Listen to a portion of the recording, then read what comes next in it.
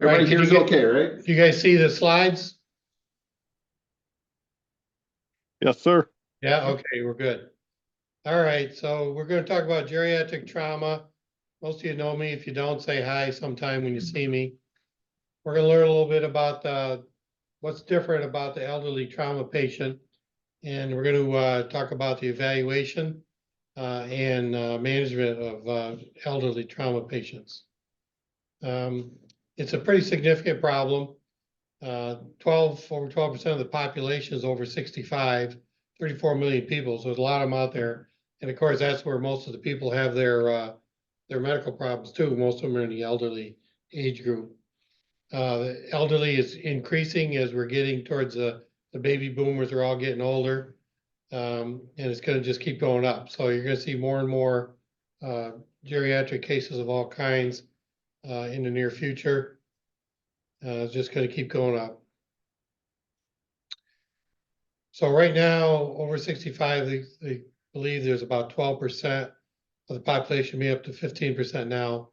And it accounts for about 36% of all ambulance transports. That's what you expect, right? A little more than a third of what you do is for the elderly. It accounts for 25% of all hospital admissions. Oh, 1 second, I'm sorry. We were gonna record this. I'm very sorry. Starting, oh, come on, cooperate. Come on. Broke it. What is going on? I'm very sorry, Joe. I was getting a roll. You were on a roll. I was almost done. All right, that's what, come on, you could do this.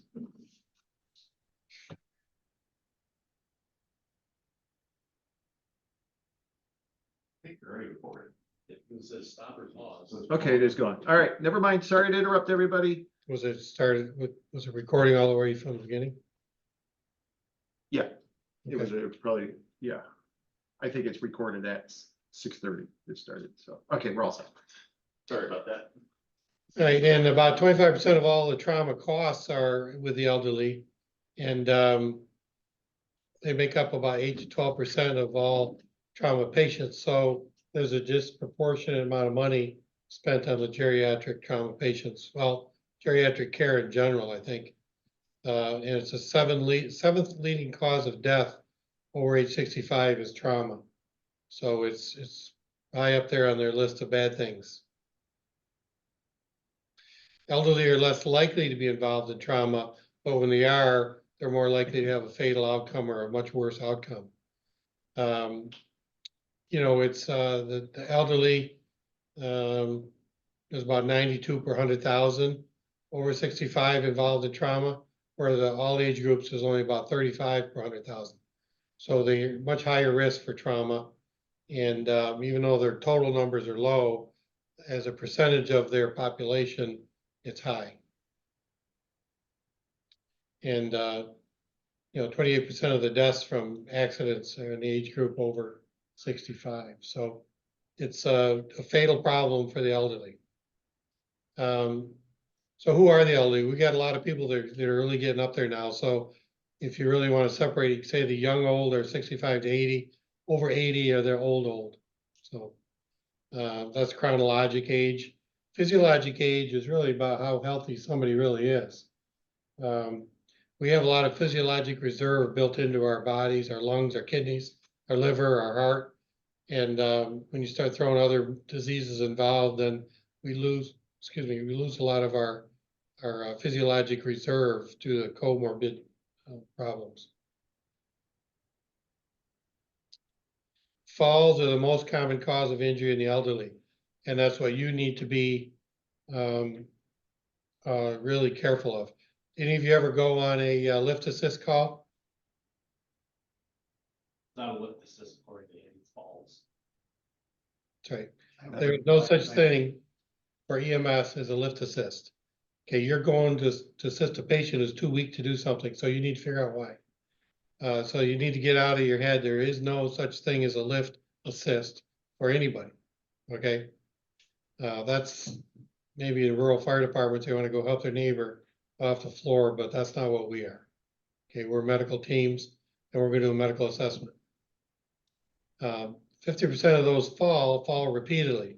So they may have bruises or injuries from previous falls, and you may see it more than once for falling or other injuries. And they're the underlying cause of death in 9,500 patients over 65 every year. I think that number is a little bit higher now. In the over 85% group, 20% of the fatal falls occur in nursing homes. So one of the big problems you see is they're always nervous about letting people get out of beds. And the nurses in the hospital are nervous about that too, and for good reasons. Falls can be triggered by age-related changes, such as they're just postural instability due to weakness, loss of balance through different neurologic problems. Their motor strength is diminishing. You start to lose muscle mass pretty significantly as you get older. Their coordination can get worse. And that could be some of it age-related, could be medication-related, or it could be comorbid diseases involved, different neurologic disorders, and so forth. Reaction time slows down. So where you and I could maybe slip on the ice, or well, at least you guys, I'm in the geriatric population now. But slip on the ice, you can catch yourself, or maybe to get older, you might not be able to catch yourself quite so quick. And they often have decreased visual acuity. So they aren't going to see things as well. It's very common that they'll trip on a couch leg or a table leg or a chair leg that they don't see as they're walking by in their house. Syncope is often a precursor to falls, so you got to keep that in mind. When you see a patient that fell, you want to try to figure out why they fell. Did they pass out? Did they get dizzy, lightheaded? Did they trip? Okay. Is there some medical problem going on? Is it medication related? Dysrhythmias are a common problem in the elderly. You get venous pooling when you sit down, so when you stand up, you get a vagal event and you get lightheaded, dizzy, and fall. That can be part of the autonomic derangements. It can occur through neurologic disorders or through the medications they're taking. Hypoxia, of course, you get lung disease, pneumonia. You get hypoxic, you're going to be weaker. Anemia is not an uncommon problem in the elderly. Sometimes their diet's not very good. Sometimes they're on medications. Sometimes they have slow bleeds. Hypoglycemia, of course, is always a concern for anybody who falls and potentially gets syncope. Don't forget alcohol and other drugs and seizures.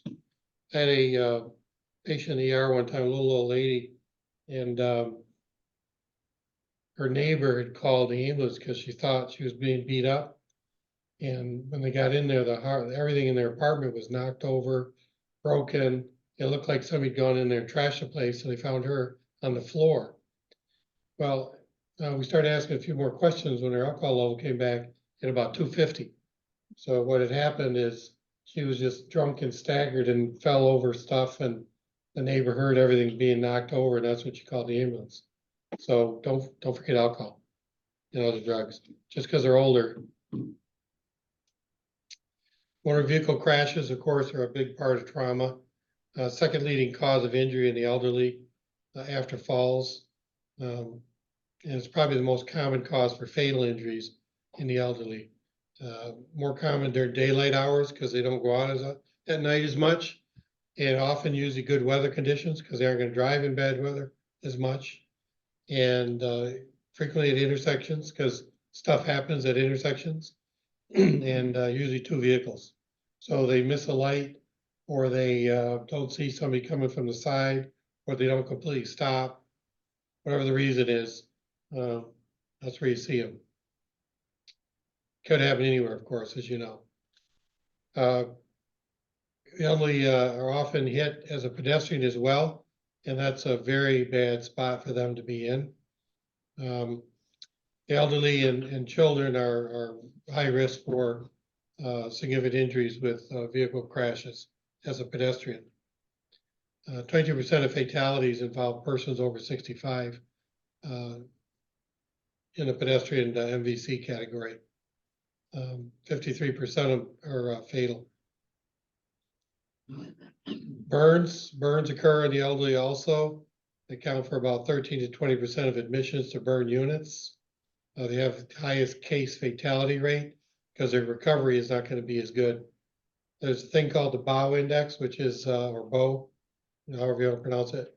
It's age plus body surface area burned, that'd be 3rd-degree burn, is prognostic value. So significant burns can increase the risk for a fatal outcome. Violent crime still occurs to the elderly. About 6% of trauma admissions in the elderly are from violent crimes, where it makes up about 25% of trauma admissions for the younger. So they're less likely to be assaulted, but their injuries are going to be probably more severe. And don't forget, there's always a risk for elder abuse in these patients as well. So you need to be alert when you go to somebody's house to see what's going on. That's for all ages, not just the elderly. Now, some out of hospital concerns, injury severity score is not accurate in the elderly. They don't respond the same way younger, healthy adults do.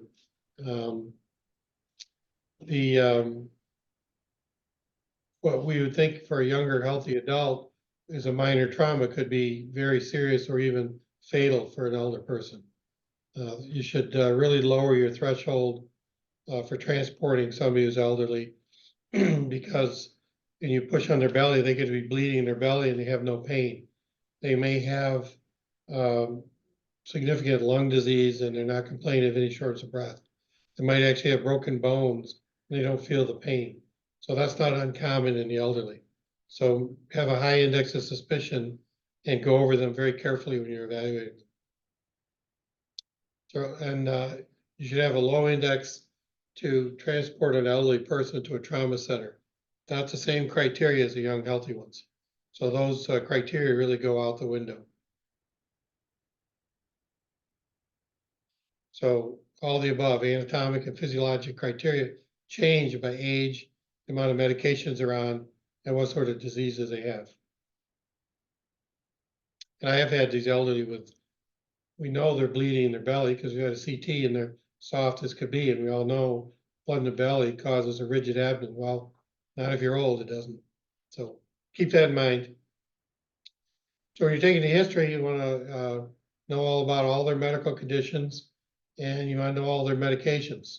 Sometimes they may not know their medical conditions, but their medications may give it away. Cardiac agents, diuretics, psychotropic agents, and anticoagulants. Be especially careful in patients with anticoagulants. The vital signs may not give you the same story they would in a young, healthy adult as well. Normal vital signs do not ensure you have a stable patient. Just like with kids, kids will tolerate a lot for a while until they decompensate.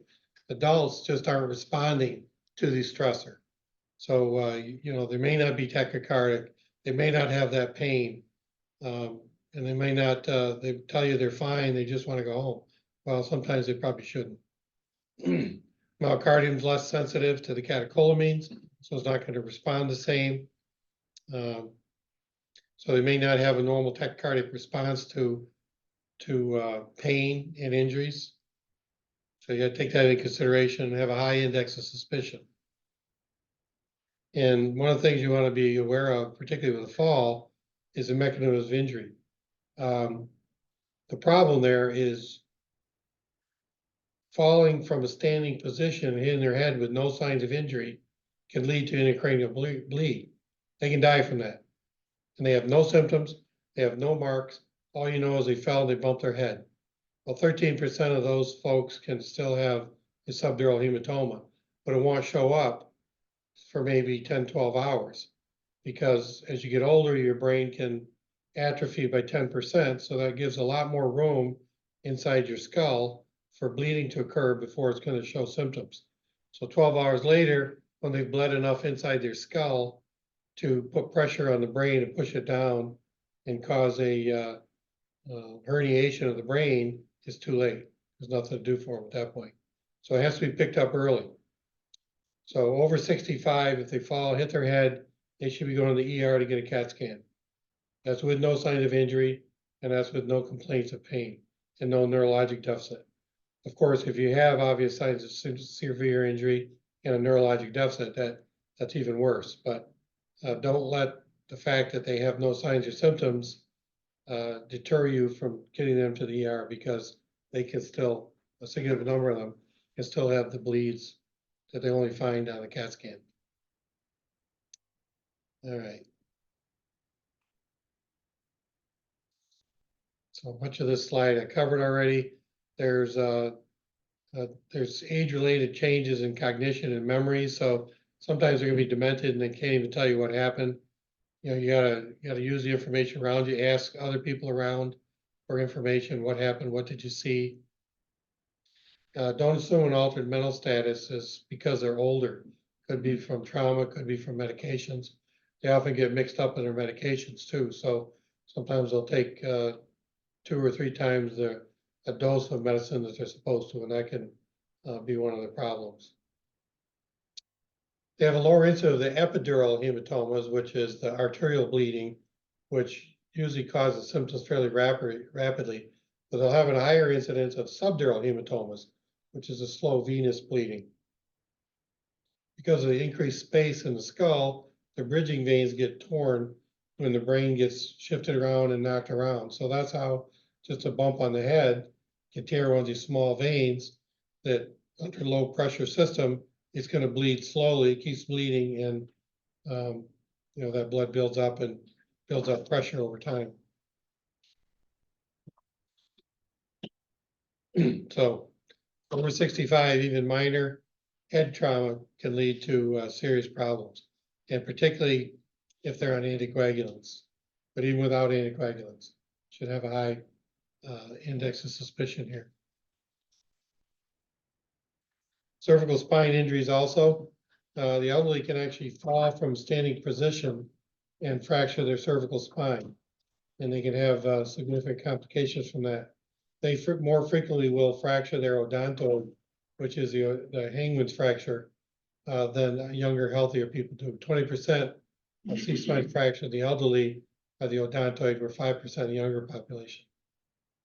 And if you have their arms are weaker than their legs, you want to suspect a central cord syndrome, which occurs with hyperextension, where the outside layers of the spinal column get affected and bruised, where the inner layers don't. The inner layers transmit down to the lower extremities. The outer layers are the upper extremities. So if they get bruised, then the arms may be weaker than the legs. So if you notice that, they could have a spinal cord injury. Also, the geriatric patient can decompensate quickly because they just don't have the physiologic reserve we have when we're younger adults.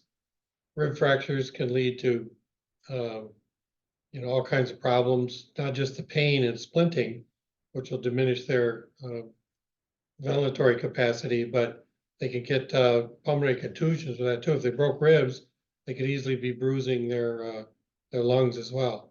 And of course, with rib fractures, you got to think about pneumothorax and a flail chest. Their bones are brittler, so they may be breaking more ribs, and they're more likely to get a flail chest. And they can get cardiac contusions as well. So be thinking about all this. With a cardiac contusion, you may actually see changes on EKG. Because of the lack of respiratory reserve, they're going to be more susceptible to hypoxia. So pulmonary contusions, pneumothoraces are going to be a lot more dangerous for the elderly patients. So keep that in mind. They can have, there's a significant number of these elderly patients will have abdominal injuries diagnosed. Up to a third of the trauma patients will have abdominal injuries. Abdominal exam is unreliable in the elderly. As I told you, I've seen patients we know are bleeding in their belly, and they exhibit no signs or symptoms of pain or even abdominal discomfort. So you have to have a high index of suspicion here. CT scanning and ultrasound are important, and before you guys do that, give that renal dye for the CAT scan in the back of the ambulance, make sure you know what their kidney function is. Orthopedic injuries are common in the elderly. Did you just get that? Okay. Hip fractures are pretty common, long bone fractures, femoral fractures. So their bones are often more brittle, they're gonna fracture. You may get some more unusual fractures like midshaft, femur fractures that you don't see in younger, healthy adults. Upper extremities injuries are very common, wrist and forearm injuries are pretty common. And of course, falling on the shoulder. We frequently see humeral head fractures in the elderly. Pelvic fractures are very dangerous, just like they are for anybody, but particularly in the elderly, because their physiologic reserve is diminished. They can have very significant bleeding in the pelvis and the abdomen. Special management principles to think about. They can be very unstable patients. They don't have the physiologic reserve to recover, so they'll decompensate quickly. Expedite the emergency department evaluations for geriatric patients. So if you have somebody that got whacked pretty good and you have a real good mechanism of injury and they're telling you they don't have pain and they don't have any problems, you should be more concerned about that patient. Make sure they get the head of the line in the ER and you make it clear to them that this is what happened. And you think that because they're older, they may not have the same response. So make sure you bring that patient to the front of the line of people waiting in the ER. Jump in front of those 2 or 3 ambulances ahead of you. Unless they've got the same kind of patient. Then you got to fight over it. So in emergency department management, CT scanning, the head, neck, chest, abdomen, pelvis is going to be pretty common and should be considered early. So these patients will benefit most from early transfer to the ICU for very close monitoring. Sometimes they need more invasive monitoring to pick up on problems early. They may need blood transfusions earlier, and they just need to be monitored closer.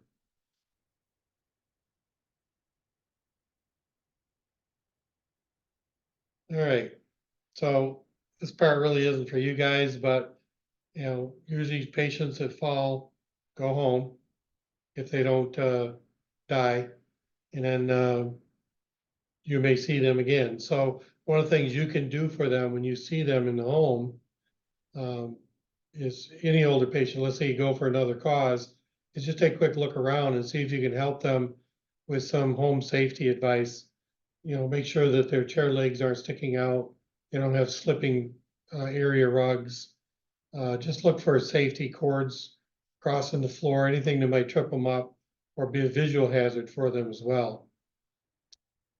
So you can help them out a lot there anytime you go to somebody's house like that. I think too, making sure they have the appropriate mobility equipment there too, having walkers and Sure. making sure the walkers are able to maneuver through the home.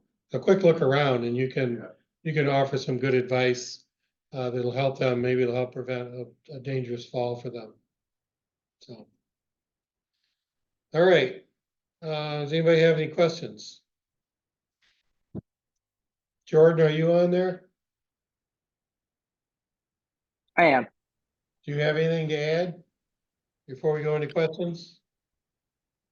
I think Andy may touch on it a little bit as well, but something that we had kind of been talking about offline was just sometimes a medical condition may precede things. So as you mentioned, falls have a higher suspicion, especially if it's a single vehicle MVC where the vehicle just went off the road, that maybe it was a medical condition that led to the trauma.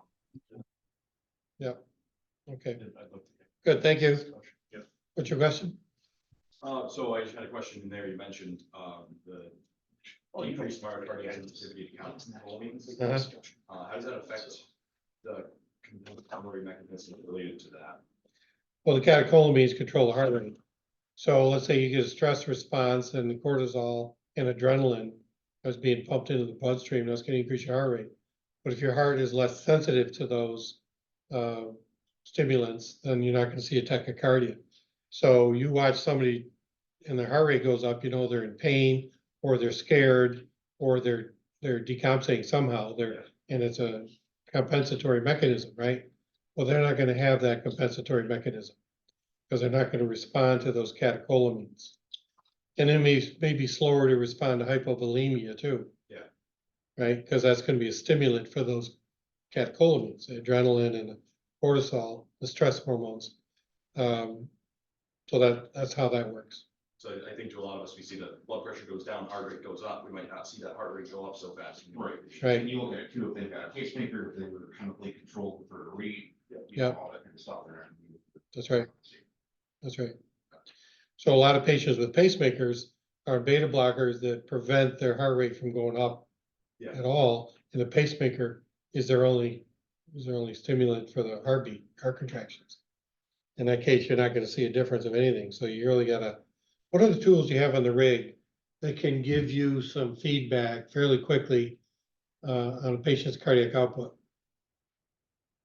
EKG pressure. EKG is very important. Orthostatic pressures, see if they're able to maintain a balance. Yeah, that's not something you usually do in the ambulance, but you could, orthostatic pressures, but there's a lot of reasons, even if they're not sick, why their orthostatic pressures might be off, because they're on blood pressure medicines. Orthostatics really aren't gonna be helpful. Sure. But there's a tool you use pretty regularly that I'm getting at, and that's the end-tidal CO2.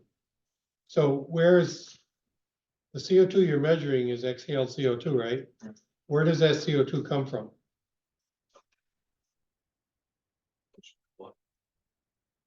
How's it get in the blood? Where does it come from to get in the blood? All of your cells. That's right. So the CO2 is coming from your cellular respirations throughout your whole body. It's transported, it's got passive diffusion in your bloodstream. It's transported through your body to the heart by the heart contractions, cardiac output, through your lungs, where the CO2 is passively transferred through these membranes into the lungs, and you breathe it out. So for you to be able to be picking up end-tidal CO2, you have to have cellular function, so the body's alive. You have to have cardiac output, so it's circulating the blood, and you have to have ventilation, or the patient needs to be breathing. Okay, so all of those have to occur for you to pick up end-tidal CO2. So if the respirations are stable and there's no reason to think that they're not dead, then what changes, you may see changes in cardiac output by watching the end-tidal CO2. So I've watched patients who are critical on the end-tidal CO2, and when it's normal, they've got a good cardiac output. And then when you start to see that crimping down, it can suggest the cardiac output can be decreasing. So I use that tool quite a bit to watch that. Now you need to know the whole mechanism so that you know it could be decreased cellular respiration for some reason. Maybe there's cyanide poisons, or maybe they're dying. But the most sensitive part is going to be the cardiac output. You'll see the quick changes on. So that's a good tool to monitor the cardiac output. With the caveats, understanding how it all works. Yeah. So I mean, it could be decreased respirations too, right? So they may have good cardiac output, but if they decrease their ventilation, then you're not going to get as much end-tidal CO2. Or if they become tachypnic, it's gonna lower because you're blowing it off more. But you'll see the waveform increases. So make sure you learn, study the capnography waveforms too, so you know what they mean. It's got a classic COPD or asthma waveform. It's got a classic normal waveform. The elevation of the plateau gives you a good indication of the total, and as the cardiac output drops, you may still have the good plateau for the right formation, but the level of the plateau is going to come down. So Makes a lot of sense. it's a tool you have that you could use. Any other questions? Yeah, you brought up the lift assist call. Yeah, That's a discussion from time to time. And, we can't go in there with a mindset that we're just there to pick somebody up off the field. Because often at times, You know, Right. I wish that really we didn't dispatch those calls like that. Cause it's the person on the floor. That's coming up, yeah. Yeah, no problem. No. That was the first, that's how we started this lecture too. Yeah, There's okay. no such thing as a lift assist for EMS. That's gonna be a good discussion then. Yeah, definitely. A little case that actually falls right into that purview. It was not noticed. I've done a lot of CQI through the years. And there have been quite a few with EMS that started out as a lift assist. Oh, I don't wanna go to the hospital, just lift me up. So, okay. Any other questions? Anybody online have any questions? You guys need a break? They're muted. No, I got no questions. Okay, so if you guys have questions, See if Dick's got something he wants to add too. Dick, do you have anything you want to add to this? Good talk. Well, yeah, I would like to add one thing, Joe. I'd like to welcome you to the Senior Citizens Club here at Nova. It's nice that I'm not the only one anymore. That's right. Well, you know what? I'm okay with it. Me too. Not that I have a choice. Yeah, that's right. I'm excited. Next year I get a 10% discount at Dunkin' Donuts. Yeah, there you go. That's all the important things. All right, you guys are all good to keep going then, right? So feel free if you need to chime in, just interrupt because it's when we're sharing screen, it's very difficult to see if anybody has any questions, like by raising your hand. So just interrupt. I'm okay with that. So moving into our next session. Obviously, you guys know tonight is all about geriatric trauma. Sure. Here we go. So if you can't hear me at home, also let me know. I'll get a little closer. So you guys are, this whole presentation tonight that I'm doing is about discussion. We're gonna cover some cases, and in those cases are gonna be, for me, two of them were mine. One was like, oh my God, are you kidding me? And the other one was like, nailed it. So that's where we're at right now. So let's talk about it. So yes, you're gonna go right along with us. They broke their what?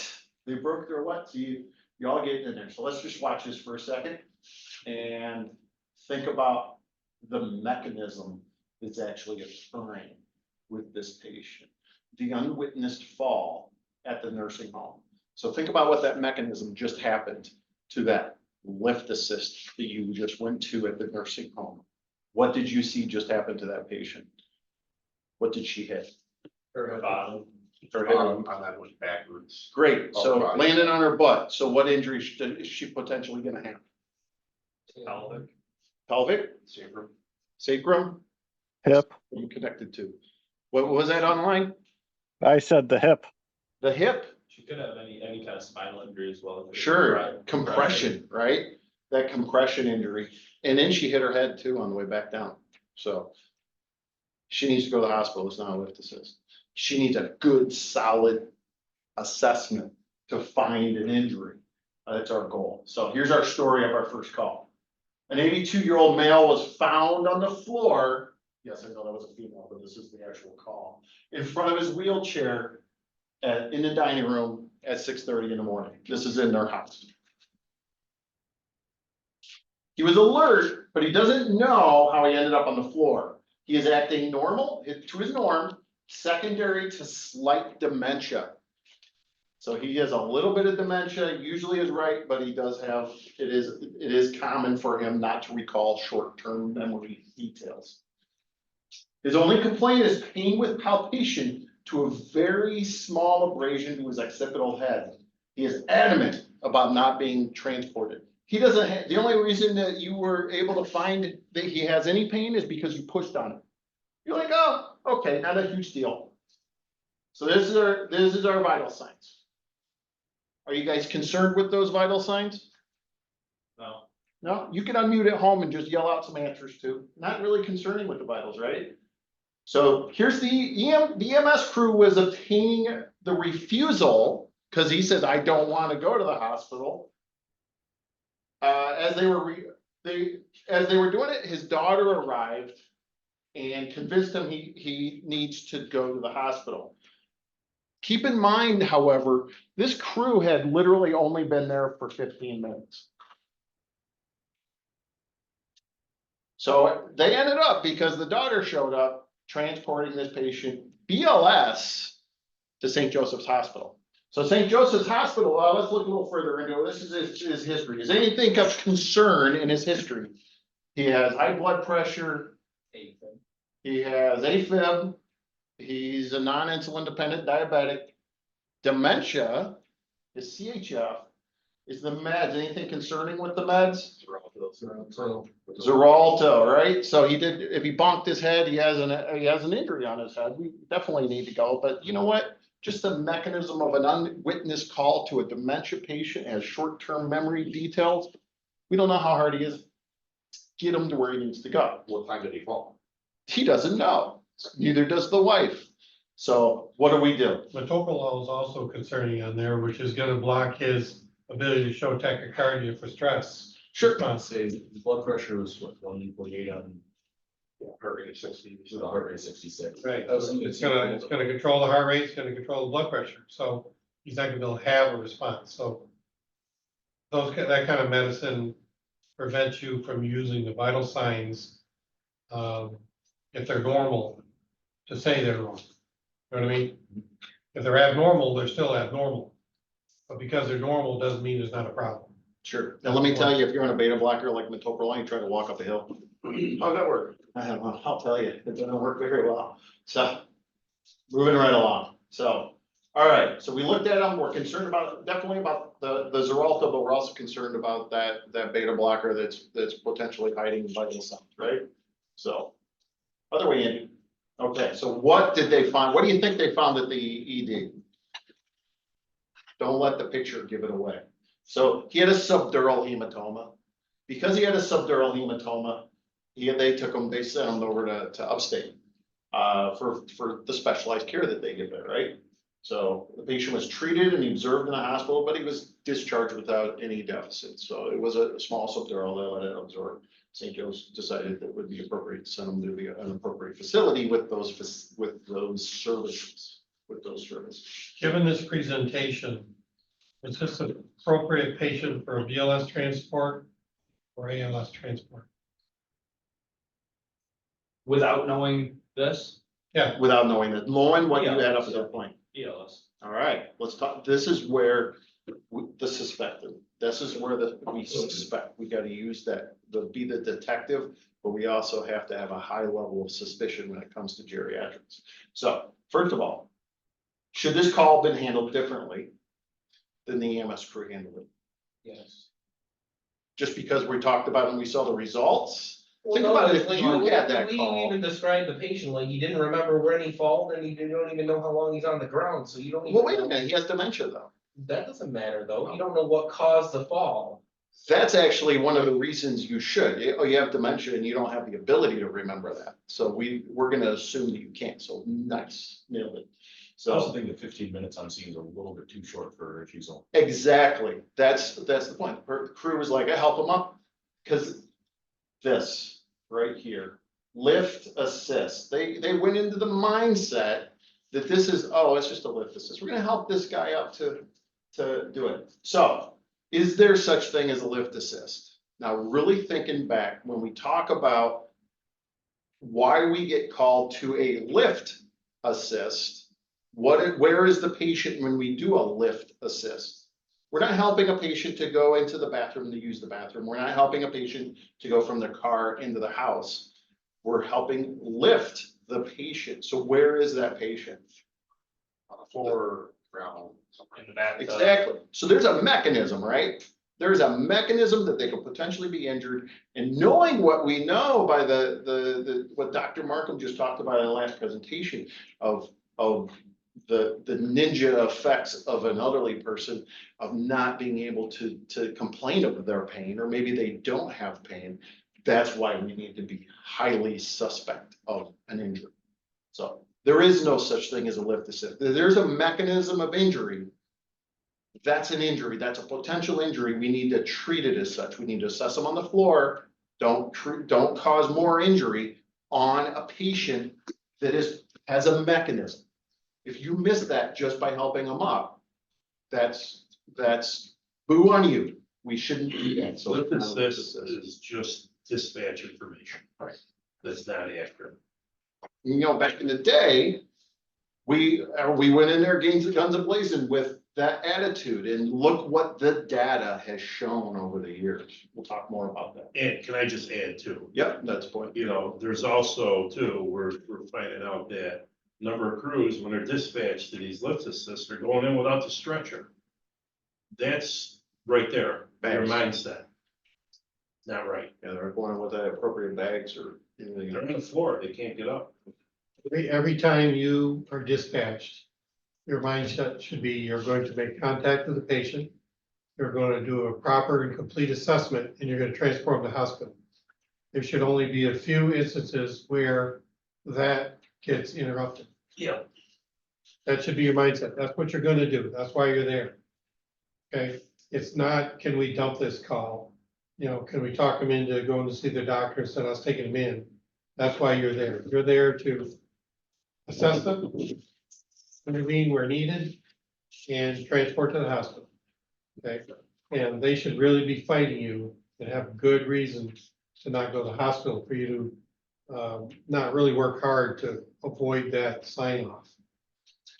A little bit back towards the question about, was that BLS transport okay, or is ALS okay? Now, one of the things we didn't discuss was how carefully did you assess that person before you went to even move them?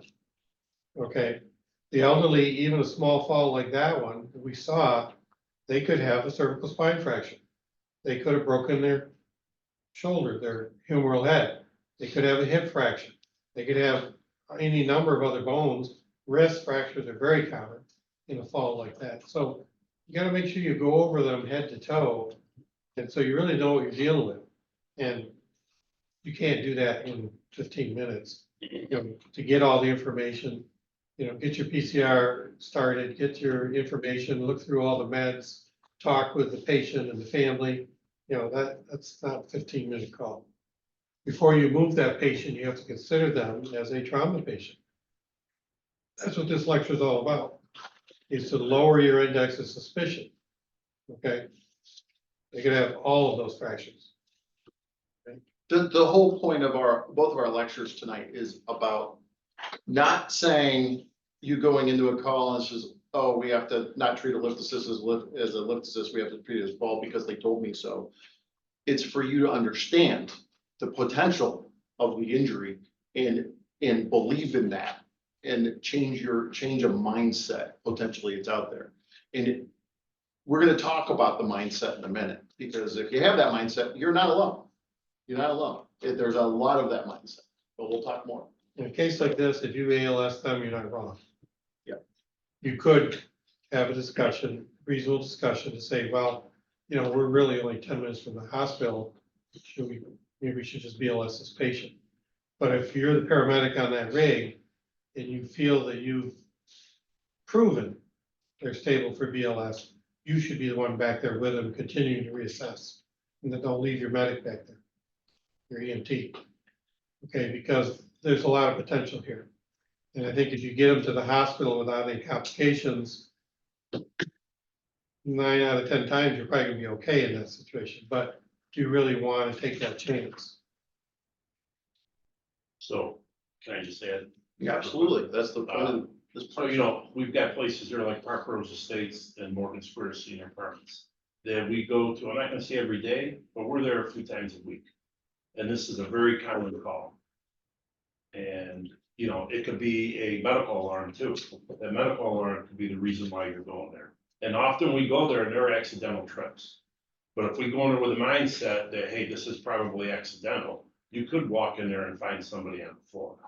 So to go in without the stretcher at any one of these places and your 3 important pieces of equipment, you're setting yourself up for trouble, and it's not right for patient care. Not to say that it can't help in a residential house too. Right. But we've got, we're in Morgan Square Senior Apartments routinely, as well as like Park Rose, and What's the one, Pine Hollow? Yep, Right, Pine Hollow and every house, every other house in Bayberry, right, so. yeah, I just wanted to, Well, that's a good point. I mean, it goes back to just being prepared. Think about an elevator. You gotta go in an elevator, take all of your equipment, even on a tow pan, because you never know what's gonna come out of the next apartment next door. I've had children handed to me that were horribly sick, walking back to the ambulance by doing a status check. Nothing to do with the call we were on, it just became a new call. Yeah, so that's. We've had that happen in Yeah. the ER too. It's like a family member comes in and they're worse off than the patient. Yeah, And they end up in the bed next to them. yep, So absolutely. be right. Oh, we gotta get away from the lift. letting Zach back in.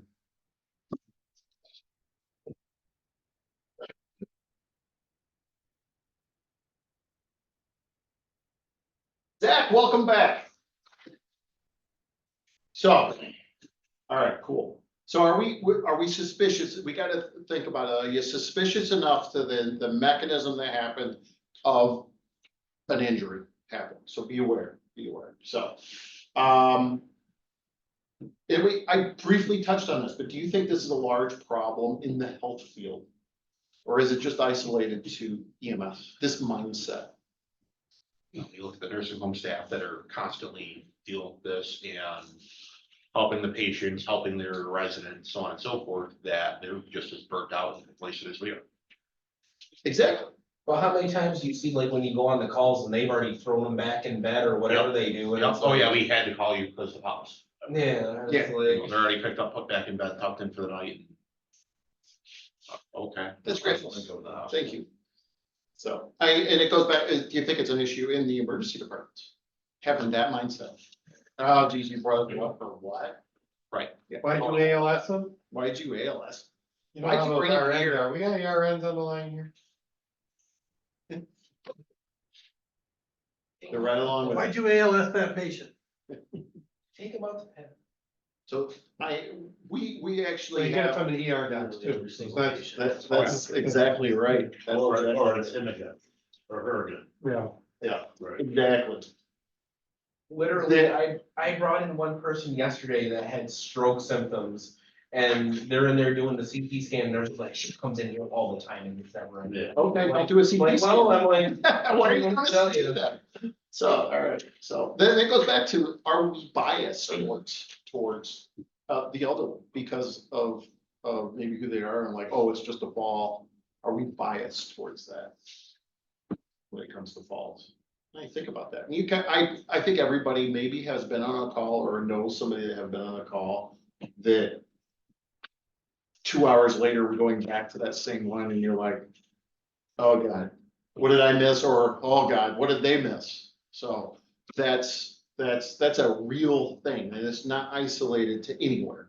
It's across the country, it's across the world. And when you're going back like that, usually that first interaction gets brought to my attention and I review it and it was a very poor interaction.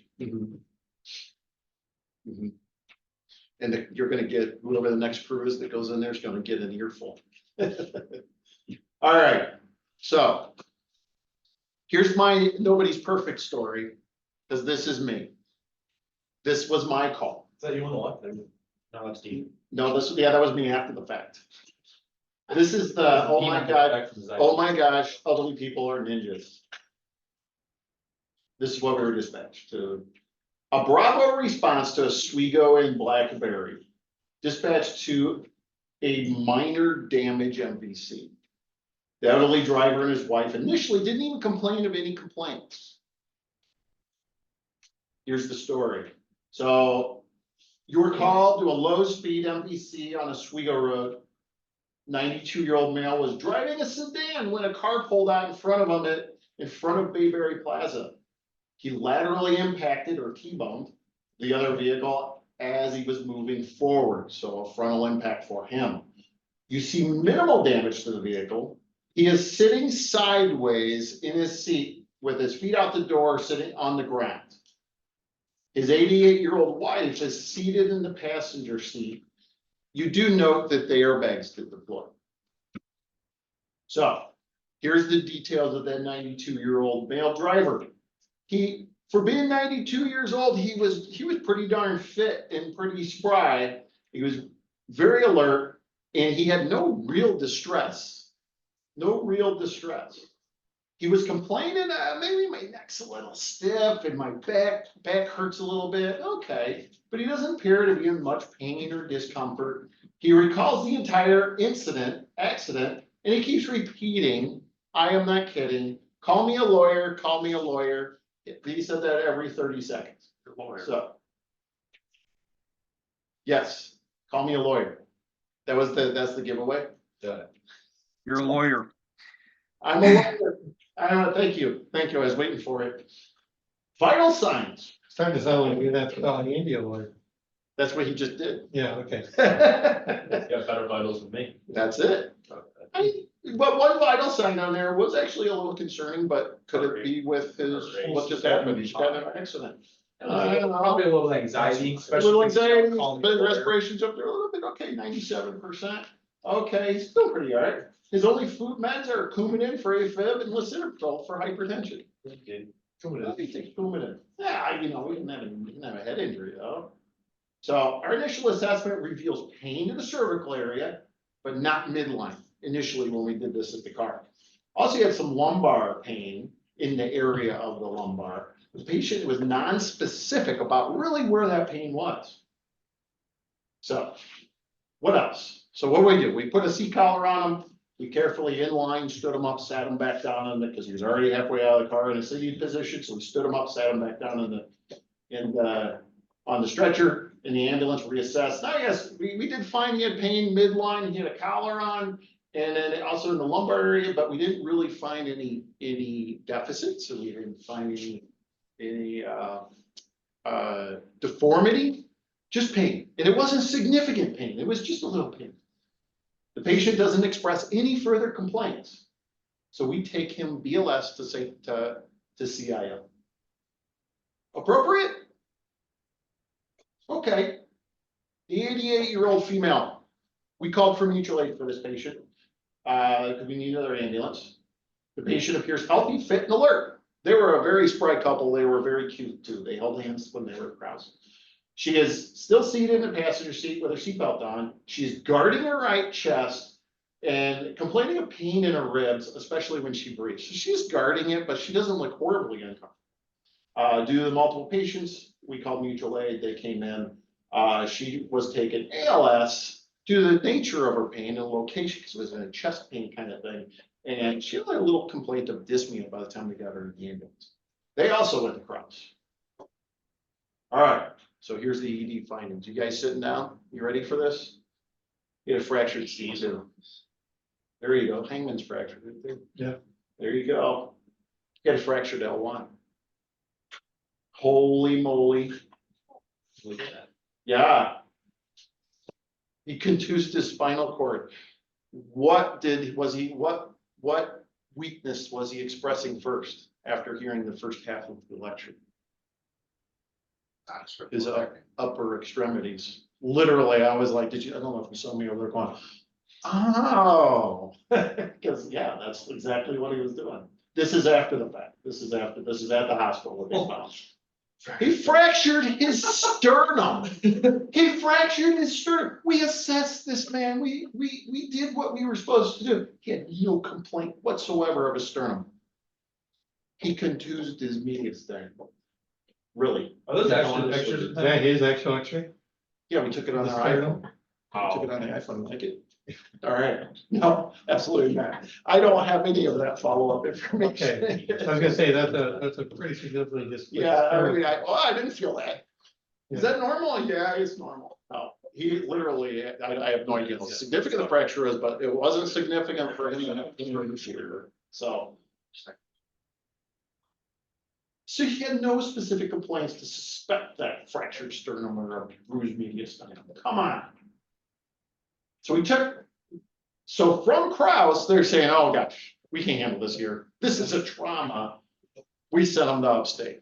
So the next day he received surgery. The following day, he does have noted deficits in his upper extremities because of the spinal contusion. Everything else worked out okay. However, he's got a long healing process in front of him.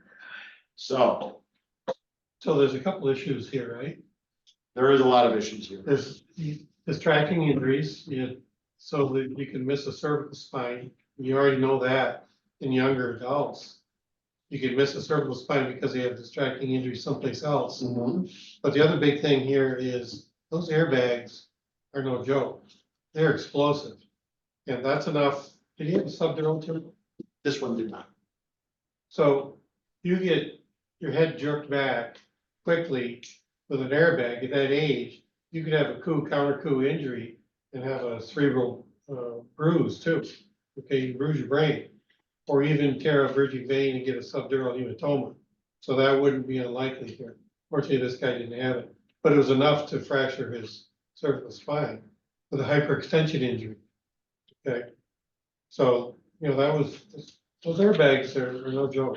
How close were the seats to the, I'm sorry? how close were the seats to like the driver? He was like 6'1", and he wasn't kyphosis at all. He was a tall dude, so. Yep, I was just gonna add, just because, I mean, there's enough force to fracture a sternum from that airbag. Why wouldn't there be enough force to what you said, the Kugan? exactly. Why wouldn't there be enough force to do that, especially if he's not doing it? All I could think of is somebody dropping a unprotected light bulb from a freaking 2-foot height. That's exactly how brittle we're dealing with. So this is the call that caused our presentation tonight, that I'm like, I want to present this tonight because I felt horrible. There's a lot of things that are involved in here. Maybe I shouldn't feel horrible, but I did feel horrible. What did I learn because of this? Oh my God, I learned a lot just by preparing tonight. And then I felt a little, not better about myself, but I know that I'm not alone, which makes me want to share. So that's where How did you get him out of the car? he was sitting outside the driver's seat, just like this. We put a collar on him, we stood him up, turned him around, set him down. Shouldn't have done it. So. Can I just Yeah. add one other Yeah. thing about that too? And I'm not insinuating that you didn't do this, but what I've often seen too with people, if they're stable, they're talking, they don't appear to be in any distress, we're not exposing their clothing Yeah, to examine their chest and whatnot. Perhaps something could have been caught, but perhaps, but I mean, then again, here we are in the middle of winter and we're. I know, but when our we get them in suspicion- the ambulance, That's something you could do though, once they get them in the ambulance. Sure. get them in the rig, you Yeah. want to expose them to do a proper exam. Yeah. How are you doing It- a thorough chest exam with somebody that was a driver in his vehicle, seatbelt, that just a seatbelt Sure. alone? could We cause should an should injury. look, we Right. should look, it's part of our. And if they have chest pain, He didn't. further examination, Yeah. like you said earlier, you should be putting them on a monitor because they could have an arrhythmia. Which he didn't have. You're not gonna know that unless you do all that. Yeah. So the age alone needs to really increase your suspicion. Right. And then the mechanism of injury with that age combined brings your level of suspicion up, which should make you really want to monitor this patient closely. So we weren't alone in this whole process. So the 88-year-old female, she had 5 fractured ribs with a floating segment. 5 fractured ribs with a floating segment. She was ALS, but she wasn't ALS for this. And she was also she also was transported to Kraus. It didn't look like she was in a huge amount of distress by the time we got to Kraus. However, that's significant. That's a high mortality rate. And they kept that at Kraus? What's that? They kept her at Kraus? Shockingly, yes. Shockingly, yes. Okay, she's got a flail chest, but we're gonna manage it. Was this your patient too? No, this was. Somebody else? Same crash, but Okay. the other ambulance handled Yeah, this. so like. Yeah. So that was, I mean, There was a problem with this, you get a flail chest, of course, there's 3 or more consecutive. there's breathing problems with that, but also you're almost 100% gonna have a contused lung with that. So her recovery is gonna be very difficult. Mhm. Her age with a contused lung is gonna be tough. Did they take her BLS or ALS? they were ALS because of the area of her pain. It was chest pain. Yeah. So they were like, oh, do 12 lead now, because she had chest pain. She had a complaint, that was her only complaint. So they ALS'd her because of that, they still took her to Kraus. So they had what injuries? So should we have approached this differently? I think we kind of covered that. We should have. We did a more in-depth assessment, more hands-on, more visual. We should have had a higher index of suspicion because of who the patient was. Maybe, what did we go into into this call going, oh my gosh, there's no injuries, there's no damage to this vehicle, but that airbags were. So that's what part of we're here to talk about tonight, is the change of the mindset, that change of that mindset. So was there any other indicators you guys caught just from what we told that might have suggested those injuries that were found? No, the vital sign, maybe the vital sign, because we can all lean on, oh, maybe it's anxiety. Anxiety, they should have removed from any interview ever, because if you go in and like, do you have anxiety? Who cares if you have anxiety? It's not anxiety until all the other stuff is rolled out. So, little high heart rate, little high respirations at 18, Which could be pain. could be pain, also could be indication of decomposition. Right. So, And what are your follow? Yeah. Your assessment vital signs will continue. Exactly. Correlate. exactly. In retrospect, you can think, which I think few people would think of this maybe up front, but in retrospect, the wife was sitting in her seat, still in her seatbelt, not moving at all. The husband had made an effort to start to get out of the vehicle. She's not moving at all. My guess is if she moved, it hurt like hell. Probably. Same with And me. she was guarding. Yeah, And she was guarding. So, somebody that doesn't look comfortable sometimes is all you're gonna get. And something that's not typical behavior that you might expect otherwise could be an indication. So I think it's important to look at everything and think about everything. It's hard to do that all the time, but try to practice it. Think about whatever you're seeing, how much information of that in that scene can you get? I think the big thing is learning. That's why we sit and discuss these things, because learning from others and learning from everything else that happens out there. So, but Can I interject real quick? yeah, I also like what you specifically, Andy, do heading to calls, no matter the nature of dispatch, is you look at the MDT and then you initiate a conversation, whether we have a student or not, to get our brains into the mindset of the dispatch of the call and what could be going on beyond just what's reported. I wish Declan didn't just walk out, because because I would drill them. What's the differential diagnosis of this call? Yeah, okay, well, that's all great and everything. She has abdominal pain. What else could it be? So that exactly right. Exactly right. Get that mindset when you go into these calls. So. It's way too, Right. we're And all of tunnel vision. Mhm. So we gotta really be careful and push ourselves to open up our mind and really look at the scene and think of different options. Go through the differential. What else is there? There's an actual term for this that's coming up. We're gonna talk a little more in depth about it. So remember, because of this, think of geriatrics as little ninjas. They're sneaky. They're reasons they might not tell you that they're in pain is, one, that maybe they don't even feel pain. Two, maybe they don't want to bother you. Three, maybe they don't want to make their family worry. All these types of things, they're not going to be complaining of pain. So that's why we need to be the detectives that we are and really dig for that information. Well, and at that point too, if they've already spent, we're just in the hospital, have been in the hospital multiple times this year. I can't possibly be injured because I don't want to go back to the hospital. And that. I'm not gonna tell you that. That's why you just observe. That's why we need to do that. So you don't make it to 92 years old being a wimp. So that guy was a vet. He was a very cool dude. And same with his wife. They were a very cute couple. So, but they're sneaky. They're just keep that in mind when you're taking care of people. So let me ask you, now that we went through all of those injuries, when I was listing off those injuries, were you as shocked as we were from what these injuries what the patient actually had with these injuries? I know I was shocked and I felt horrible, but that's one of the things, it all worked out okay. And I learned some significant stuff from it. My partner learned stuff from it. What do we do with that information? One, we hopefully rock the next call and don't miss those things. And two, we share this story. So it doesn't happen to you guys. That's why we're here, so. So if you have somebody that has a minimal mechanism of injury, just like this, with kind of diffuse little complaints, do you think maybe we should be taking them to a trauma center anyway?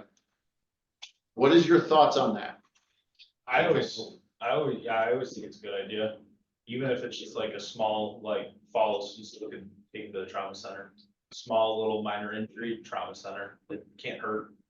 Okay, so I'm very happy that Jordan's online with us, because working in the emergency department at the trauma center, Jordan, what are your thoughts on this? I hope he's still on. I think it's a tricky question. So certainly, I think there should be like a heightened suspicion for injuries. However, especially with how close most of the Syracuse hospitals are, if there isn't anything that necessarily kind of raises your suspicion that they have to go directly to a trauma center, or it doesn't meet the triage guidelines that I think you include later in your presentation. Yep. One of the downsides is you don't want to overwhelm the trauma center and detract or cause delays in care for that patient or other patients. And certainly, as kind of highlighted by other cases, many of these patients can be stabilized at outside hospitals and their injuries can be identified.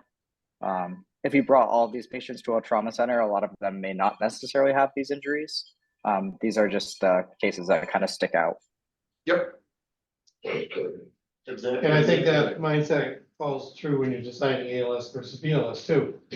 If everything is stable and you haven't found anything serious, even though we find out later they had something serious, go with what's in front of you. You know, I think you're always, the safe bet is to ALS, but I'm not gonna sit here and tell you gotta ALS every one of these patients.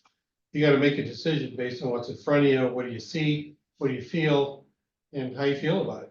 And I'm not gonna criticize you for BLSing somebody with all the criteria, if you've done a proper assessment, shows a stable patient. But you review that case and then you think about it, and these are the kind of cases that should give you, you know, an increase in suspicion. So we're not gonna be right all the time. You just need to be right when it's important. You can always check their sugar. All right, Have you told that to me? I'm probably gonna answer that. I've referred to it 3 times tonight. All right, so. Could our training better prepare us for this? So we're discussing our call right now. So could our training prepare us better for this? Is there something missing in our training that we could be better prepared to avoid this situation? I think just getting more feedback on the calls that we do on the outcomes and the findings of the hospital, you know, more often than not, we get maybe 5% of the hospitals, what we've done. So sure, this is a great example of, hey, this is what's out there. They kind of popped up on our radar that we got feedback from hospitals. That's sure. You know that now at St. Joe's, if you take patients, yeah. you can run it. Do we have contact? Can we reach out to Upstate and get that follow-up information? Doug Sambrook, Doug Sambrook would be able to do that. St. Joe's, it's Doug O'Connor. And at Kraus, it's Kraus. Dr. Drallman. Yeah, but they don't really, he's really the liaison for them. Yeah. Yeah, Geraldo. Yeah.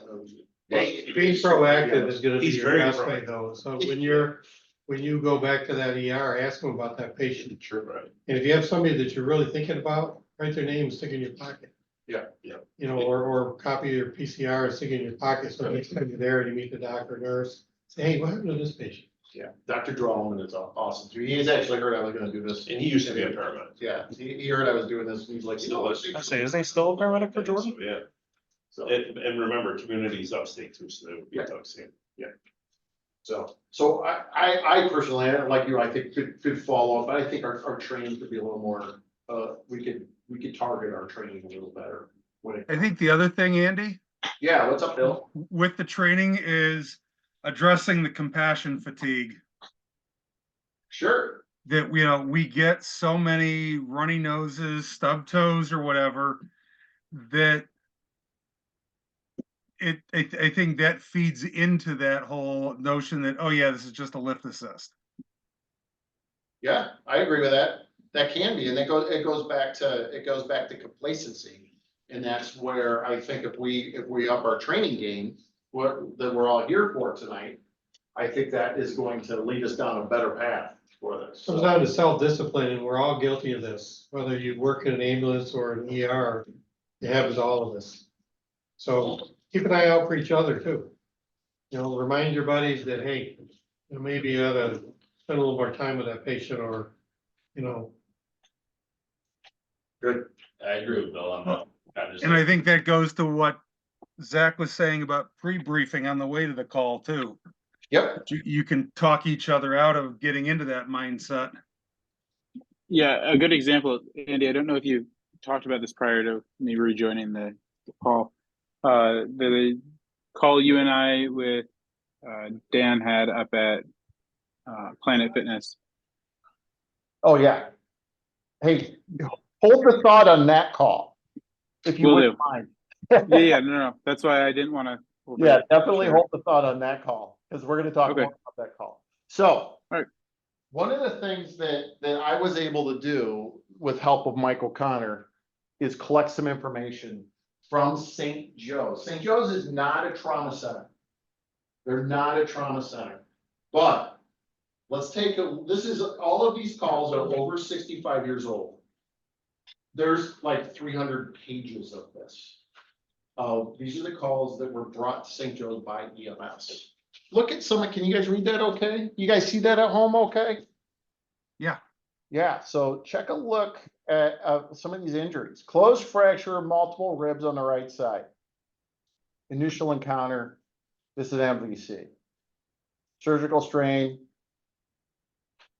Really, we don't have a lot of information, but you look at some of these initial things on here, and there is a ton of data on it.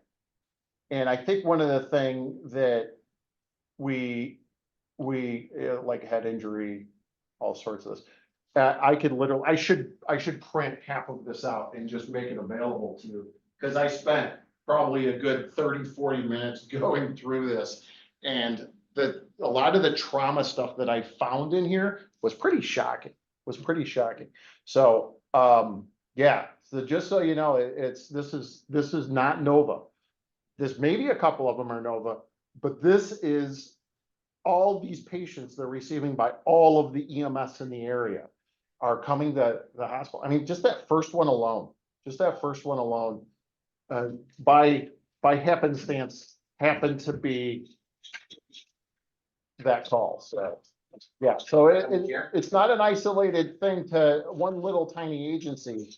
It's a big issue. It's a big issue. But talk about that a little bit. I'm looking at the graph you just showed there. I mean, the little bit that I saw, I didn't see where it's on the criteria. Well, this closed And fracture to with Dr. multiple. Holliday's point, I mean, Yeah. you don't wanna give the wrong notion here and start transporting all these patients to upstate now that don't really need to go to upstate. Well, that's one of, this is kind of leading me to the next portion that I'm gonna talk about, is it kind of, the suspicion needs to be out there, because some of these, I wish we had more information, because some of these really tell the story of, oh my gosh, look at these findings they had, so.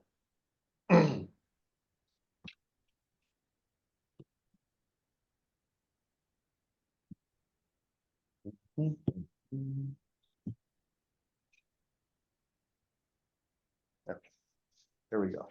So, yeah, so that was just, this is just a little thing. I put this on here just to kind of say, there's data out there, and it's a lot of data. So one of the things that I found, and it's a significant word, is undertriage. Didn't even know it was a word before.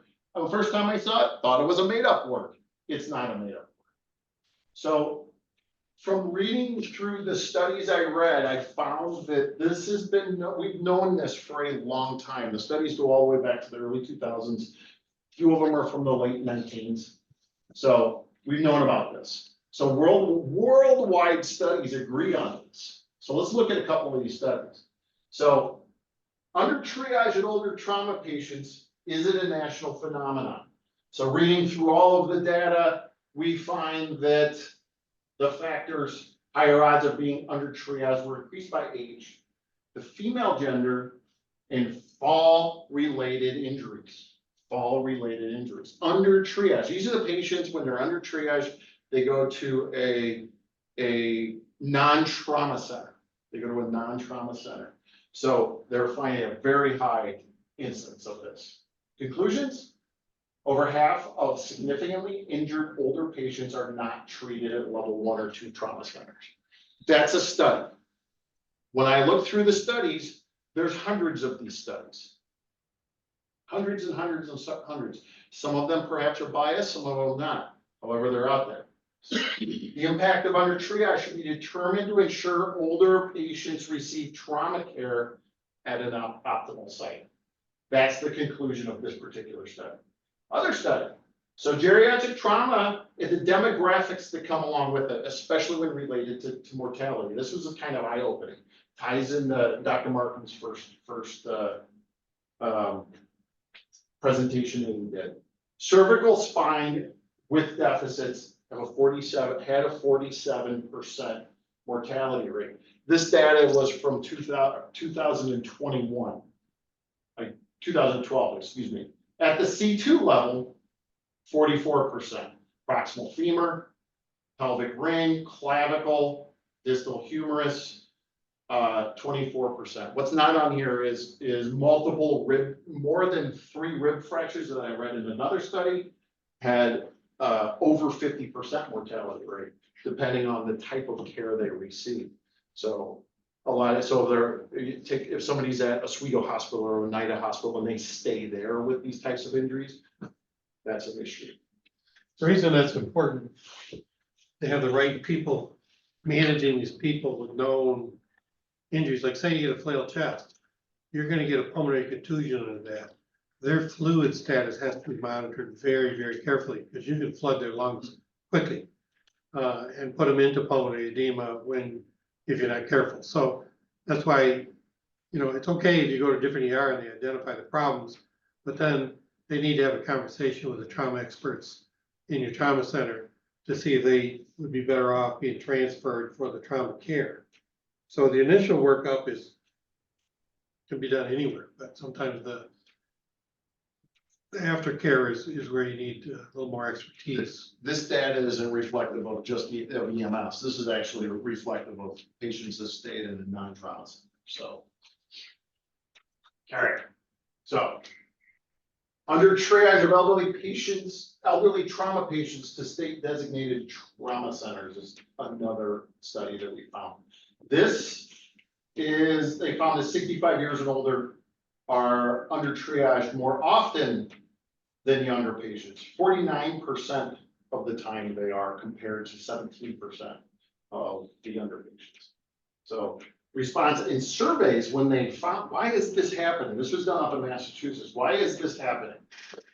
They actually, between the physicians, the paramedics, the EMTs, everybody else who was involved in the study, they cited in their surveys inadequate training, unfamiliarity with the protocols, and possible age bias. Kind of huge. So this one is a study of the study. So under triage of older trauma patients in pre-hospital care is a systematic review. I highly suggest everybody read studies. Some are goofy, some are like, yeah, they need more work on it. And some you can see the bias in them. But some like this are like, those studies don't mean a thing. Because the study of the studies, they found that the systematic review of under triage is an ongoing issue and it needs more study. Because it's still an issue. They can't identify why It's always happening and they can't identify the definite solution to the outcome. So that was kind of the eye-opening. This one took 233 studies. They were able to take, of those 233 studies, they narrowed it down and they were able to identify bias. They narrowed it down to 23 studies, and of those 23 studies were done very well. They still said, we still need work, so. All right, is everybody familiar with this? Is everybody familiar with this? This is our trauma triage criteria. In 2001, they just updated it. Pass them around. So in 2021, they just updated this. This is actually specific. If you look, we have topics in here. Bullet points, age 65 years and older. Looking at vital signs of systolic BP of less than 110 or a heart rate greater than the systolic blood pressure. Well, wait a minute, 110, that's a good systolic. Why is that a concern with somebody over 65? Why is 110 a concern for somebody that's over 65? Anybody have an answer for that one? In the papers, and all of you online, I'll be sending out some links or some PDFs to you. They got it on With their what I'm app, talking too. about. No, I have the actual paper that's coming around that I describes know, it. but it's, if they wanna look at it now, they can see it. Oh, well, I'm talking about the paper of how they came up with this Oh. and why it was the justification. This part. For 110. The So, packet. 110, so when, goes back to Dr. Markham's presentation when we talked about a patient's baseline may already be compromised. Maybe a patient's living in a state of dehydration as it is anyway. So they look at, okay, well, if they go less than 110, they don't have the reserves to be able to compensate for that. That's where they're getting that information. Next thing, low level falls in young children. Now that's all great. Maybe that will be the next one we do. Well, let's talk about older than 65 with significant head injury. So somebody that takes a good whack to the head, that's a significant head injury. Maybe they lost consciousness, maybe they didn't. They need to be treated appropriately. Hey, Dave, what's that? Done. Somebody that is taking anticoagulants. We all know this. How are you on blood thinners? Oh, it's hard. Up to the hospital you go. So we need to be concerned. All right. Special high resource healthcare needs. What does that mean? Special high resource needs. Healthcare with high resource needs. What do you think that means, guys? Like a specialty service, like between Your dialysis, your LVAD, or. Otherwise, comorbidities. Thank you, Bill. You nailed it. Comorbidities, yes. So if you have that in dialysis and LVAD and what's the latest? Defib vests and everything else that you're starting to see a lot of out there is an issue. Take that into consideration. So if concerned, take them to the trauma center. We are all pretty well educated. We're all pretty smart people, right? We're able to use our little inner voice to help us make these decisions. To go, oh, something doesn't feel right. Take them to the trauma center.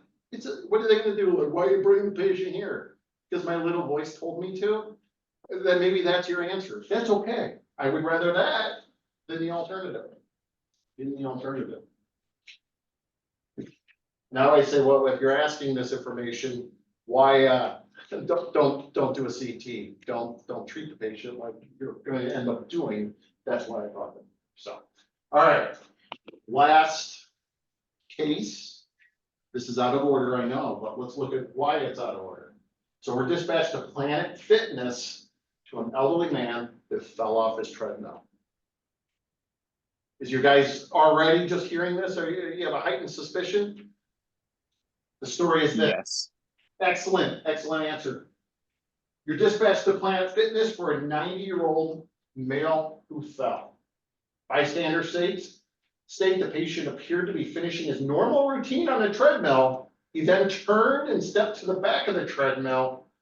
He was about to step off when he began to sway. The patient then fell forward off the treadmill to the floor. He did not attempt to protect himself as he fell. The bystander immediately went to his side and found the patient to be unresponsive, but he quickly woke up. He was initially lethargic, which resolved to a fully alert state. He appeared to be bleeding from the head. Also in here, she saw that he hit his face on the ground when he fell and it hit his glasses up there. So 90-year-old male, here he is. What you find, when he's awake, he's talking, he looks pretty good. He states that he remembers becoming dizzy and weak after cleaning the treadmill. He then woke up on the floor with a bystander trying to help him. He has pain to his frontal head, where his glasses pushed into his face when he fell. He no longer has the weak and dizzy feeling and only complains of the facial injury. When you arrive, you find him in a right lateral recumbent position on the floor at the rear of a treadmill. He is slightly lethargic initially, but he's answering your questions appropriately, but he quickly becomes fully alert. Our assessment finds a laceration to his right frontal head and eyebrow. A skin avulsion was found in his right forearm with pain on palpation of his proximal humerus. No other findings were noted. His history has a cardiac stent and he takes Eliquis. He is very fit and active without mobility issues. What are you guys gonna do for him? Collar. Collar? What else? Cover the wounds and probably put them in the sling. Put him in sling, cover wounds. 12 leads. Right. Are you gonna do anything besides the collar to get him off the floor? Sort of use a scoop stretcher backward to get them out on the stretcher and then remove it. All right. Before we go any further, what problems have you identified that you have the man? What's your differential here? Syncope, and he's taking Eliquis, and he just took a pretty gnarly header, so possible bleeding going on that side. Or I was gonna make sure you're dealing with a syncope patient. Just somebody who. This goes back to Jordan's conversation. He doesn't remember that when he was swaying and woke up on the floor, what came first, the chicken or the egg? In this situation, the chicken came first, which led to other injuries. Right? So this is the way you gotta approach these patients, you think in your head, what am I dealing with here? What's the list of everything I need to be concerned about? And that was the conversation on the way to this call.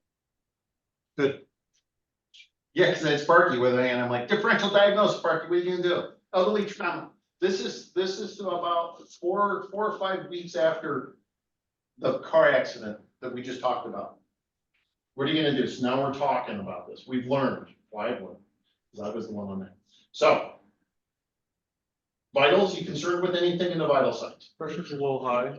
Blood pressure sign. Okay, EG's not terrible. O2's a little, well, that's about normal now, isn't it, right? For protocol. 92 and so. Yeah. okay. Well, you concerned about the heart Heart rate? rate's a little fast. I would go with that. Well, we could just call that, it's anxiety. Anxiety, it's pain, maybe it's pain.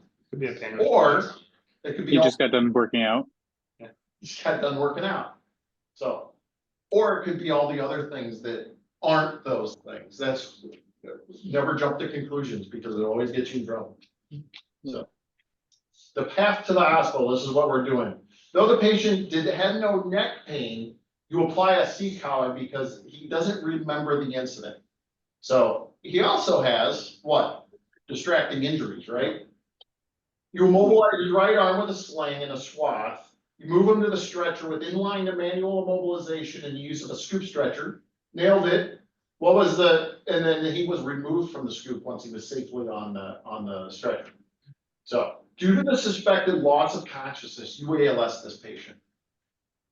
You refer to the ACS National Guidelines for Field Triage of Injured Patients. You note that the statements regarding a patient over 65 to determine a patient at a low impact fall and is on low impact fall with a strike to his head and he's on anticoagulants, he meets this criteria. So you know what? You transport the patient and contact them on the way there due to the trauma criteria and the patient's finding. And let me tell you, when you contact Upstate via Pulsera and put this in and you don't call them, apparently they still respond.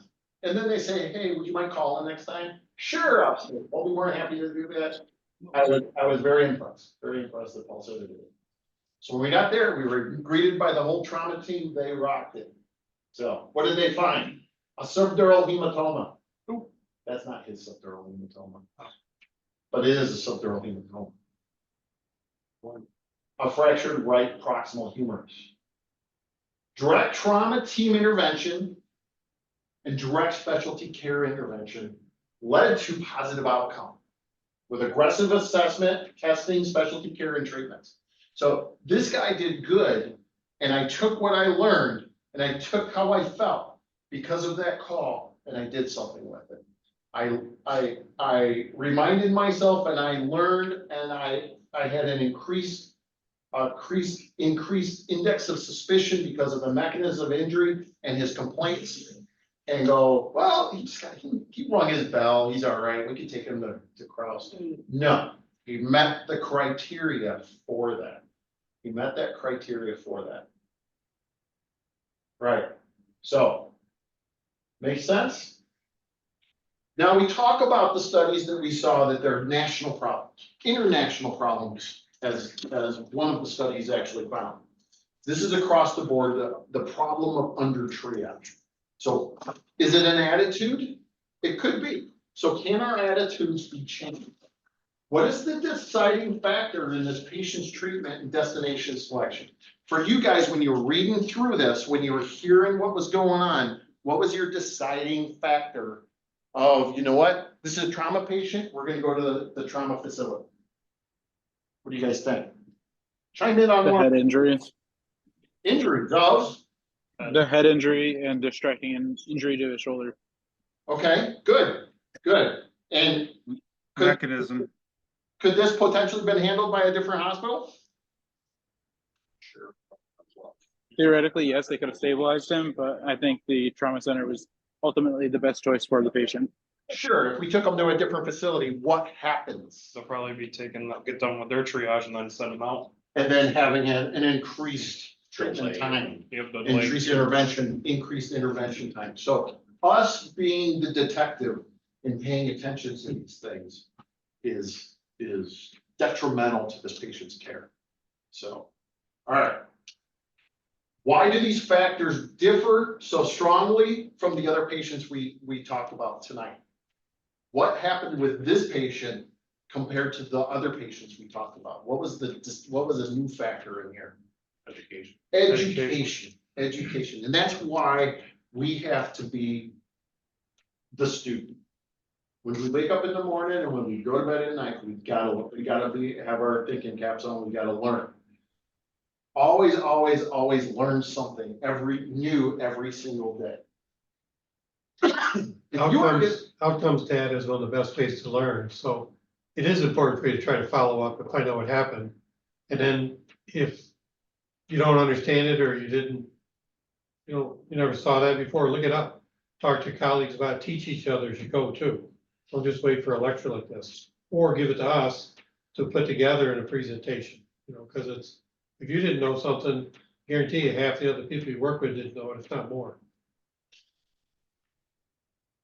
So if you guys were on this call, how would you have handled it differently? Before we started the conversation tonight, I know you want to see Poor what Noah. Paul is. Before we started our conversation tonight, you had this guy's findings. Would you have handled this patient differently? So for you guys who just walked in, let's look at our call here. Come on, here you go. Nope. Here we go. There's the story. There, Noah. I'll let you read it. Because I was starting to stutter at the end there.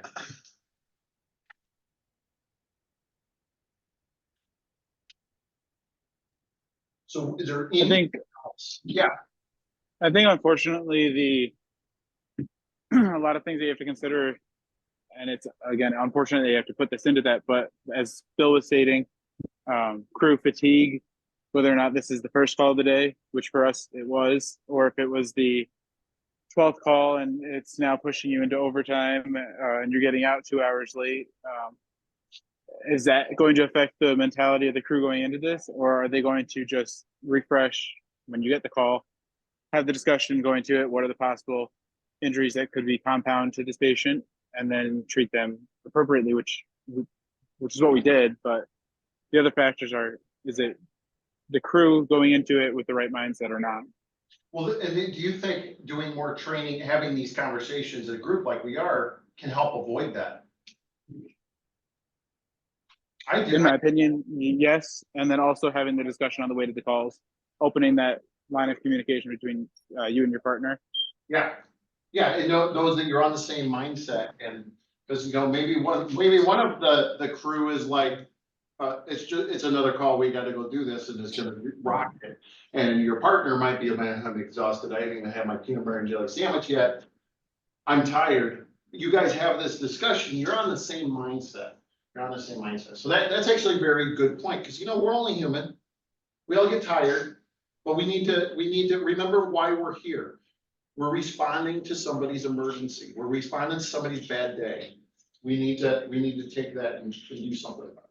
So, And part of it too is culture, right? You've got people who've been here doing EMS for about 5 years, with people doing it for 20 years. yeah,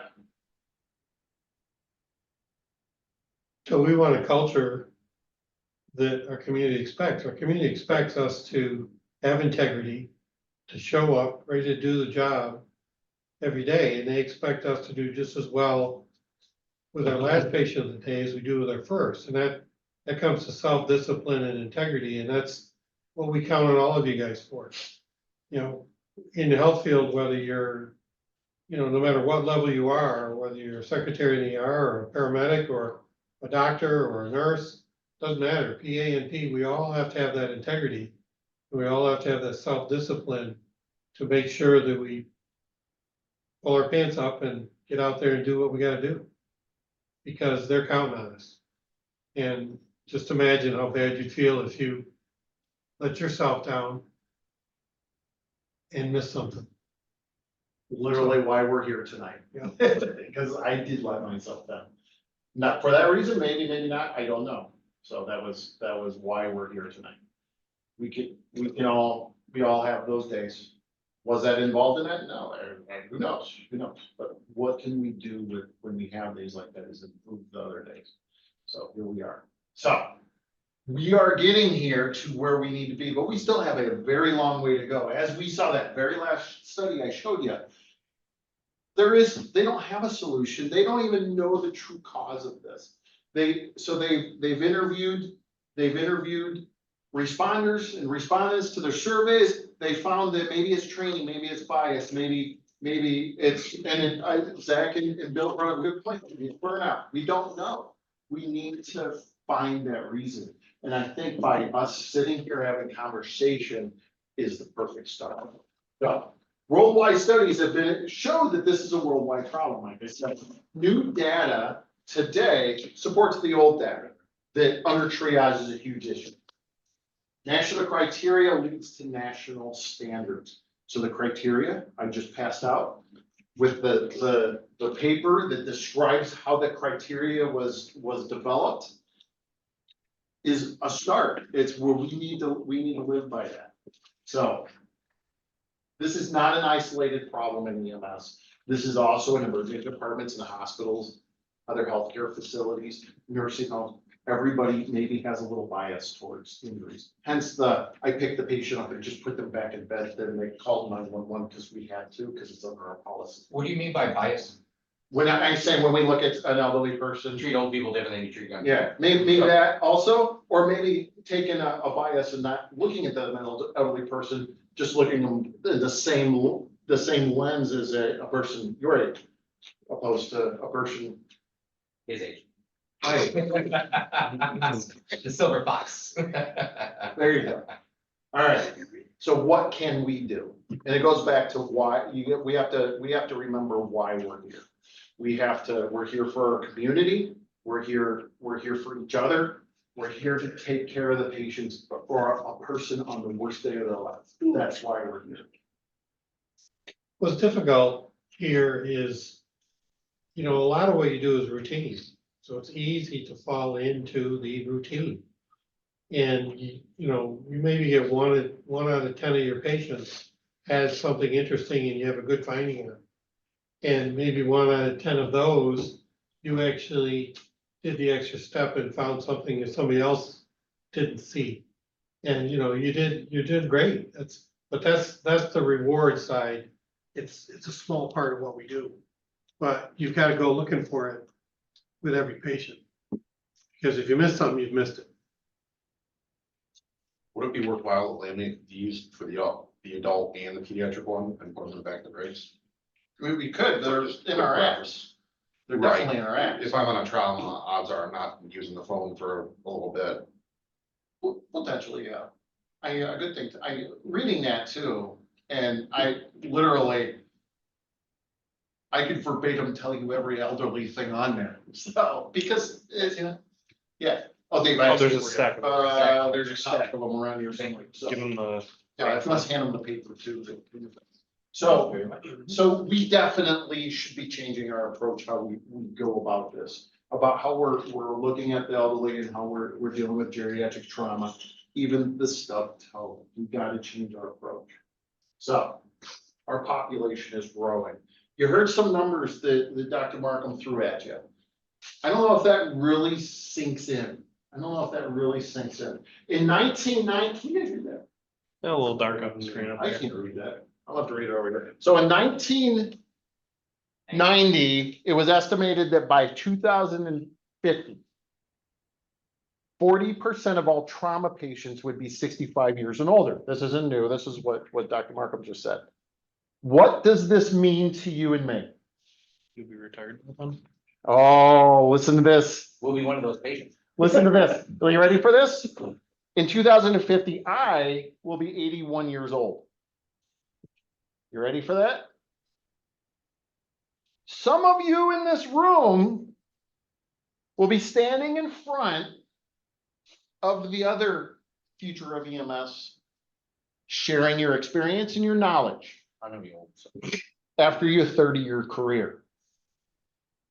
All right. Some of you in this room will be my next door neighbor at a nursing home, praying. Hi, Andy. Hi, Phil. Praying that tomorrow's EMS providers have learned the lessons of the past. Because we're going to be in this population. Are you guys ready for the future? Are you ready for the future?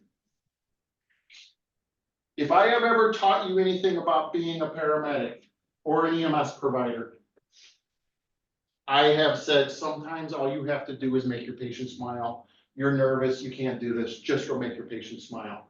Sometimes the best treatment we can give is to make our patient smile. Keep that in mind. Keep that in mind. Isn't laughter the best medicine? It is. Unless you have Unless they have broken ribs.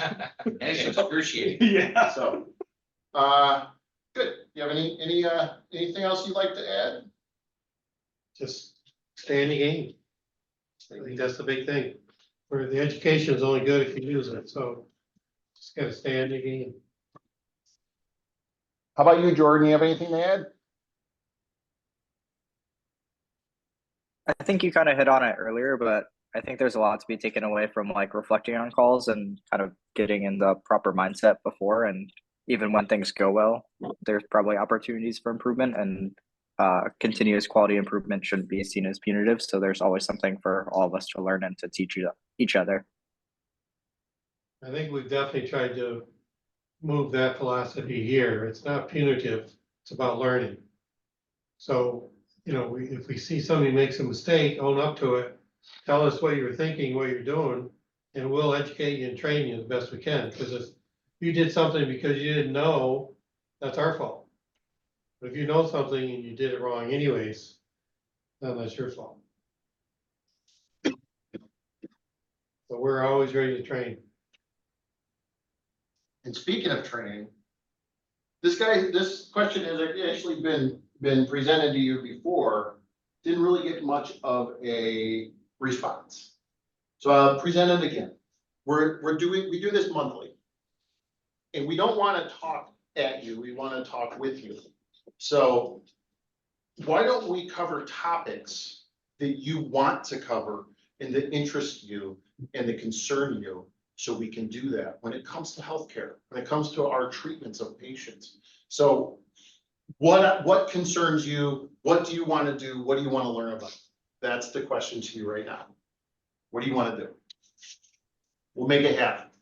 When we do this, one thing we could do, we could go a topic, or we also want to do case review.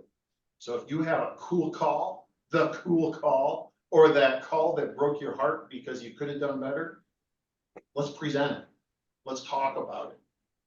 So that's your homework assignment, is to tell us, find those calls that you did, because we're gonna be looking for them, but we would much rather you guys come to us and say, hey, I did this really cool VTAC call that we cardioverted somebody and we did all this other stuff and it was really cool. Let's present it. Let's talk about VTAC and cardiac and rhythm recognition and how to do a cardioversion, because it's cool stuff. We get those kind of things. We could get hands-on training at that. So what do you guys want to do? This is the part where you tell me. Pizza rest. Oh, you said it was homework. Yeah, which one is it? Homework or not? Class. No, that's what the homework, the homework part is find the call you want to do a review on. Fourth floor, around 300-pound lady. Don't touch the patient. There, Jake, don't touch her. She's got a what? A pulse? No. So pediatric arrest or preventing a pediatric arrest? Could be both. Yeah, sounds like a Failure to sounds- manage right. yeah. Did you hear that? I did. He's very proud.